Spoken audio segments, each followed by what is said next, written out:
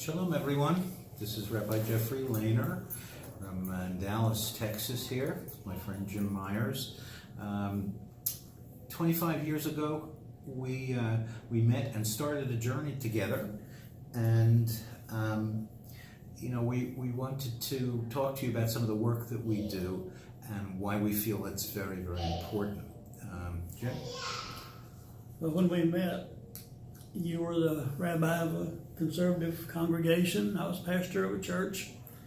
And the way we met is kind of funny, because I'd been trying to do research on the Jewish Jesus for about 5 years and wanted to get the opinion about him from a Jewish perspective instead of a scholarly or a Christian perspective. Of course, that's something you wouldn't ask a Jewish person about. So I decided to sign up for some classes at the Dallas Jewish Community Center, and guess who was teaching one? Yeah, I was teaching a class, and before I came down to Texas, there was a lot of warning, even in rabbinical school, about the Jews for Jesus and, the missionizing of Jews and things like that. So I was very, very akin to just watching, where this might occur. And when I first met Jim, I was, I didn't know really what to make of him. I was like, who is this guy? I'm like, what is he, where is he coming from? And then I realized after speaking with him, that we were pretty much on the same page, and that he was actually a non-Jewish person who was searching for Jesus' Jewishness. And, that's what kind of brought us together, over these 25 years. And we learned a lot about one another and about our own traditions, doing this. Yeah, when we started out, we both understood and agreed that the roots of our religions were in the same place, late Second Temple period Judaism. And so we basically are the offshoots of two different sects of that group. Mutually exclusive, right? Mm-hmm. Mutually exclusive. Well, that's how religions became. But back then, you could have, the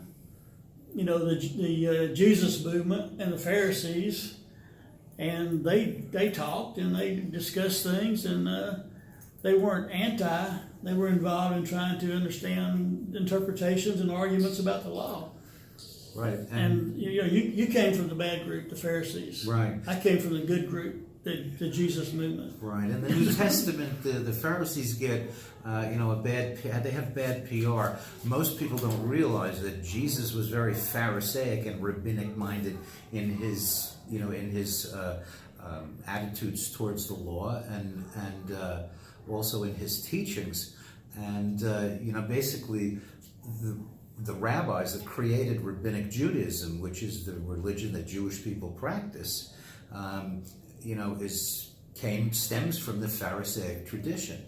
So in those days, Jewish teachers would sit under the porticos of the temple, and they would argue, because Jews love to argue all the time about points of what the Torah was talking about, because the Torah tells us to do all kinds of stuff, but it doesn't tell us how.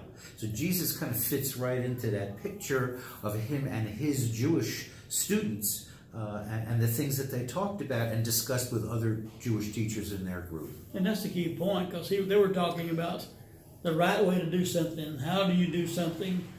They weren't... The Pharisees weren't rejecting him and saying he wasn't Jewish or to get out or anything. Yeah. Of course, the Essenes would have done that to both of them. Right.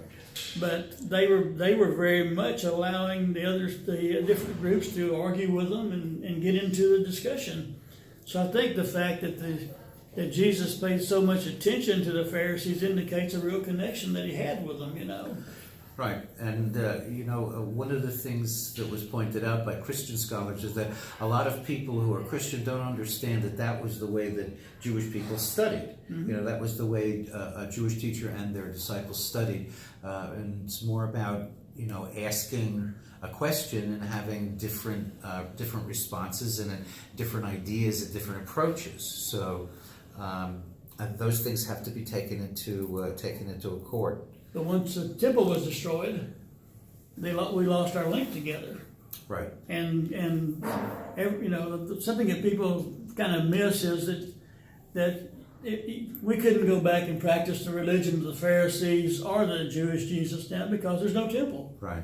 He practiced a temple religion, and both groups were in trouble. They had to come up with a new way to function without the centerpiece of their religion. How do you do it without a place to present sacrifices? How do you do it without a place to go for festivals every year?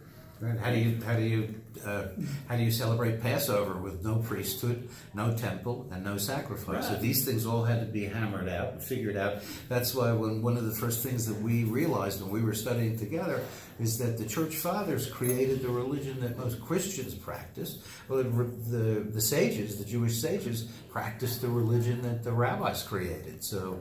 These are all things that did not exist in biblical times, pretty much. And that's kind of why whenever we started looking at our relationship down here on the other end, where we did, like you said earlier, we have two mutually exclusive monotheistic religions. I mean, that's a gap you can't bridge, because both of those say that they are the religion of the God, the one God. Yeah, I think that most people's problem with religion, the way it's practiced by human beings, is that, my God is right and your God is wrong. Everything you're doing is wrong. You're not going to the same place I'm going to. Yeah. This type of and of course this led to persecutions. It leads to biases. It leads to prejudices that remained for thousands of years. So when Jim and I first were doing this and talking, about these things, we were trying to figure out what is it that we have as common ground with one another. What is it that we have as common ground? Where can we do these things? That Jim, you mentioned before something that was really important. You said that there were monotheistic religions. Monotheistic religions. Okay, so part of the problem is trying to figure out exactly what that means, because my God is different than your God, and your God was different than their God, and their God is different than these other gods. So we're back there in the first century. They both went down to the temple and worshiped the same God. Right. So you didn't have that problem. Right. And so and we got to remember there's a 2,000-year journey from the time that they were one religion together, and that they are two separate religions today. So when we started looking at our journey, we discovered that force became a big part of it. Right. Whenever the people didn't believe what you wanted them to believe, whenever the people disagreed with what you were teaching, things like inquisitions, persecutions, crusades, all became part of the mix. And I think over the years, if you hurt people enough, they remember it. And they are going to definitely see you as the enemy. Right. Well, one of the things that I've encountered really is, being Jewish, especially moving down to Texas from New Jersey, from the Northeast, where I was raised. There are a lot of people that would be prejudiced against Jews, but then hanging around with Jim Myers, you realize that not only Jesus was Jewish, but they should understand these things, and because Jesus was doing them, So these are things that are extremely, extremely important for us to be able to find that common ground. And we found out that these two extreme guys from these two extreme religions, who were both in ministries, could become friends. Right. And so we wanted to figure out a way to bridge the gap so that we could be together and not in opposition to each other, especially since we understood that the basic teachings of Jesus and the basic teachings of the sages that founded Rabbinic Judaism are very much alike.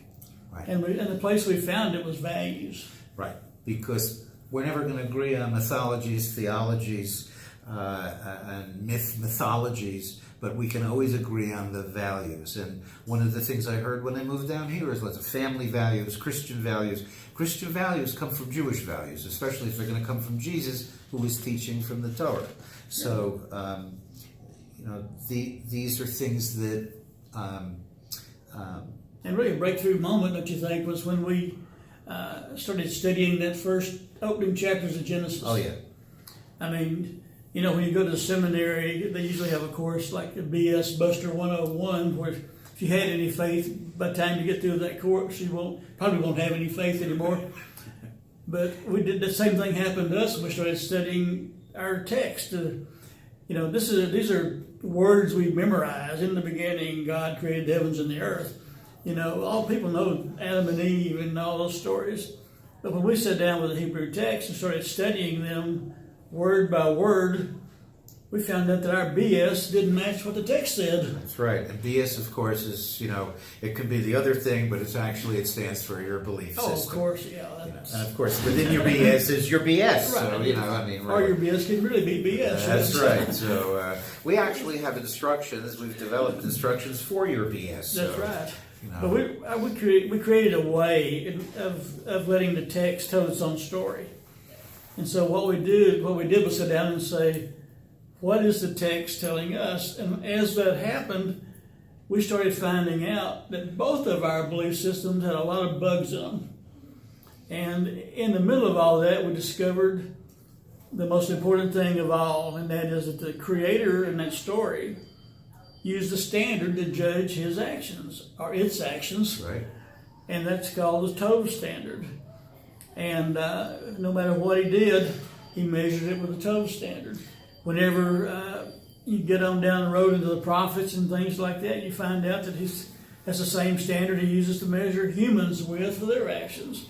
When you get into the teachings of Jesus, you find out that's the same standard he taught. Right. And what that means is, when he measures actions, he wants to know whether they protect lives, preserve lives, make lives more functional, and increase the quality of lives.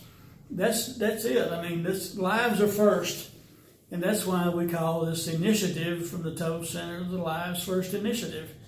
What we want to do is to teach people how to put lives first in their decision-making process, in their evaluation of human actions. When we put lives first, instead of beliefs first, theologies first, prophets first, yes, a lot of things change. And you really couldn't do those bad things that happened in our relationship, like crusades and stuff, by putting lives first. Right. Because that would always be one group of lives first. We're talking all lives first. When the Creator created, anything, and that, by the way, is the 7 days of creation story. This is not theology. Do not run from the room screaming when we're using Genesis. The reason we use that story is because of the ancient wisdom that is embedded there. That word tov, which translates to good, but as Jim said, protects life, preserves life, makes life more functional, and increases life's quality. Everything that the Creator created, right, reflected those things. And even more important, that was the standard that the Creator used to judge its own creations. Everything has to do with life and lives, the most important thing. And what we want to do after 25 plus years of doing this stuff together is we want to share the guidelines and models that we use to bridge the gaps, to study our own belief systems for self-discovery, to find ways to work together, and to come to using this lives first decision-making process, a part of your life. That's what it's really all about. No theology. We're not trying to create a new religion. We want to make people's lives better. And if you can go to our website, it's livesfirst.org, and find out a lot more information. But this is just an introduction to what we're doing. We're going to have a lot more videos and go into much more detail on this. And we want to thank you for watching this, and we will talk to you again soon. Shalom. Shalom.